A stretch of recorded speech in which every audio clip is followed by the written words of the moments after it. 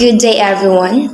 I am Angelica R. Pacoan from EP33 and I will be discussing to you the Article 3 which is about the features of classroom formative assessment. So, one of the powerful ways of improving the students' learning that gain attention in educational reviews is formative assessment. And since Black in 1993 and Black and William in 1998 established the construct of formative assessment in scholarly reports, there has been several best practices that were documented, which explain how theory or formative assessment is translated into the actual classroom practice. In 2001, Torrance and Pryor has started the argument in refining theory on formative assessment by looking at teachers' action research documenting how assessment criteria and process are communicated to the students. Also, the concept of formative assessment has been clarified from the 1990s until the early part of the 21st century. One of the recent developments in the practice of formative assessment is the emphasizes on feedback on its power of improving students' achievement. These studies Another line of discussion on formative assessment in the translation of the theory and practice national and educational policies. A clear set of expectation needs to be outlined on formative assessment in the order for educators to implement well the policies on formative assessment.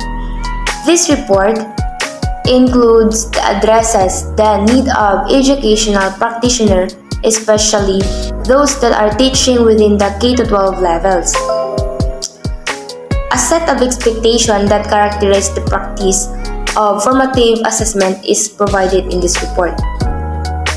A second assumption is that there are various evidences specifying the power of formative assessment. There are 9 principles explained in this report describing the critical features of formative assessment. These 9 critical features define how formative assessment was derived from various reviews, and the present report presents these features to depict on overall practice of formative assessment. The first one is formative assessment works along with the perspective of assessment for and as learning. This means that begins with a change in perspective.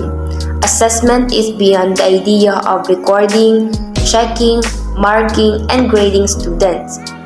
Assessment also should be seen beyond test papers and recognized as a set of practices that is more vital and functional in helping students learn better. For the assessment, learning raises the idea for the assessment is used to motivate students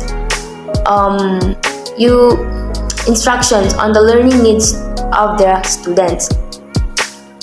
One is that help the teacher decide on the appropriate kind of the instructions for the students.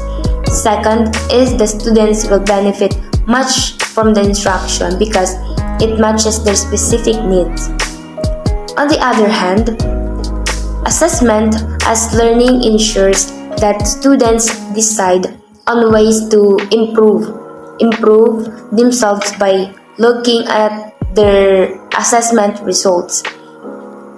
When students start to take action on what they do not know and start to become strategic to attain their goals, they become conscious and aware of their own learning and develop self-regulation. This formative assessment is embedded with instruction. The idea of an effective assessment system that translates to students' achievement and the other outcomes is when assessment is integrated with instruction. Assessment takes an active and important role before instruction. Also, assessment before instruction serves as the diagnostic assessment.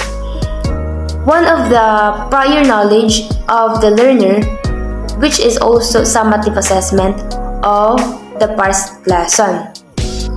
The phase helps the teacher to determine how strong is the connection between the past and prerequisite skills to the new lesson.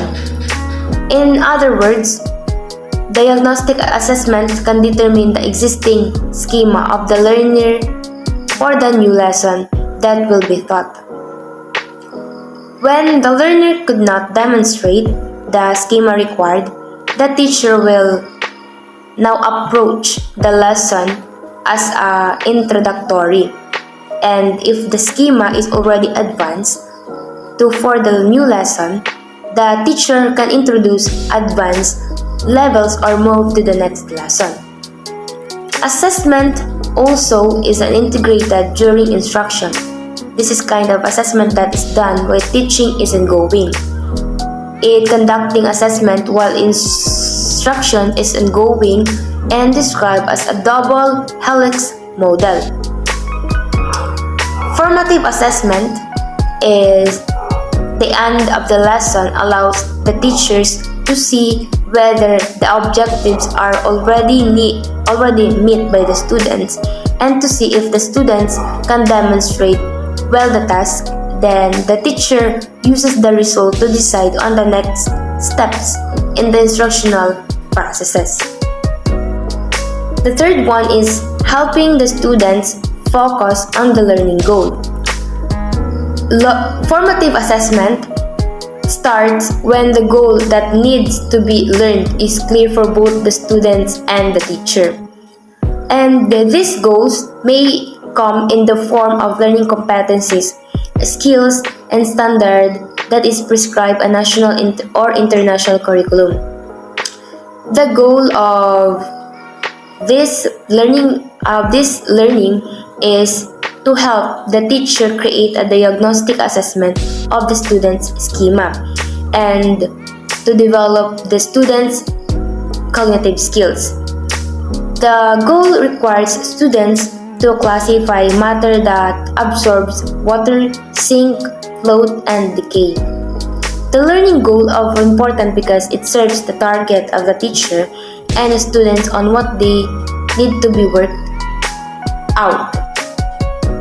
Making students become aware of the competency can be done in a variety of ways, and the teacher can directly tell that the students before the start of the lesson what they need to learn, demonstrate, and be able to do. The fourth one is the diagnostic assessment on the target competency serves the function of formative assessment. This diagnostic assessment is generally provided before instruction and provided to determine if students already have an existing schema and prior knowledge on the target competency. This task also is given to the learners before instruction. The work is later checked if students can identify the place value. The response in diagnostic assessment raises to demonstrate the serving before instruction.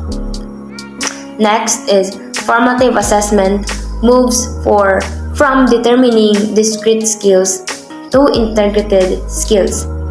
This formative assessment involves a gradual process from determining students' ability to demonstrate as signal skills to integrated skills. At this stage, the students is assessed on two things. Next is using continuous and multiple forms of assessment. Formative assessment gives the teacher accurate information about students' level of competency if the process is done several times. The route of reteaching and reassessing continues until majority or all of the students are able to meet the competency of the same task needed. And in this process, learning is ensured to take place. Various definitions of formative assessment include a focus on moving forward and making improvement on instruction. When the instruction improves, the teacher is continuously informed whether the learner are attaining the skill or not. And the importance of this is aspect of formative assessment, the improvement of the instruction, because it is informed by several assessment results. So next is feedback practices should be alongside with the assessment results. So these are several reviews and empirical reports supporting the power of feedback on improving students' performance. Feedback comes in two forms according to its time implementation. First, performance, our students' work needs to demonstrated. First, the feedback follows. And then the works need to be completed, then checking and correct feedback. There is disadvantage of feedback. After performance is losing the chance to immediately correct the work of the learner. If assessment will fulfill its role to help the learner improve their learning, then assessment should be functional to help the child attain the necessary criterion.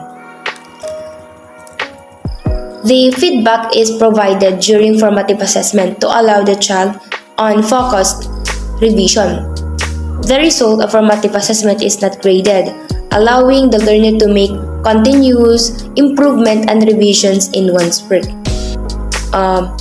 The feedback also make it possible for assessment to be integrated with instruction. The process of feedback is revision, teaching, and reteaching, and intertwined in order to scaffold the learner and to ensure that the competency is developed.